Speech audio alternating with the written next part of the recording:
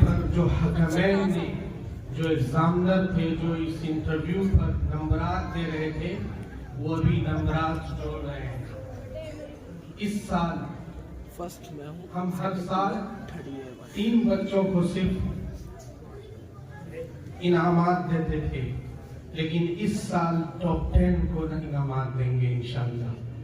جو ہمارے اس مظاہرے میں 10 بچے سب سے زیادہ نمبرات لے کر آئے ہیں، ان کو انشاءاللہ انعامات اور اچھے انعامات سے انشاءاللہ فاؤنڈیشن کی طرف سے ان کو نوازا جائے گا۔ جو انعام وہ نہایت قیمتی اور نہایت ہی اعلیٰ قسم کا انعام ہوگا انشاءاللہ۔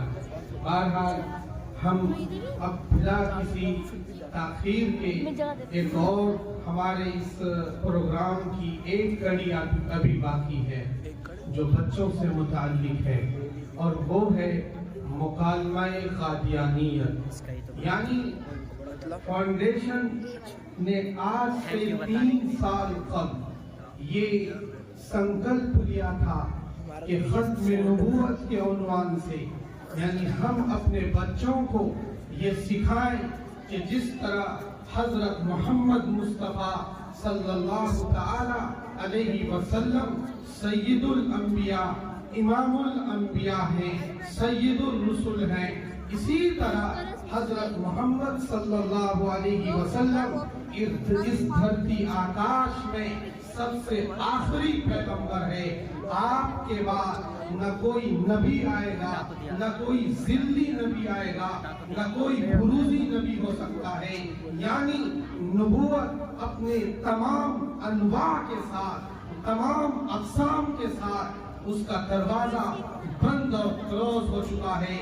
آپ علیہ السلام کے بعد کوئی بھی پیغمبر اس کائنات میں نئی شریعت لے کر، نیا نظام لے کر، نئی وحی لے کر نہیں آنے والا ہے۔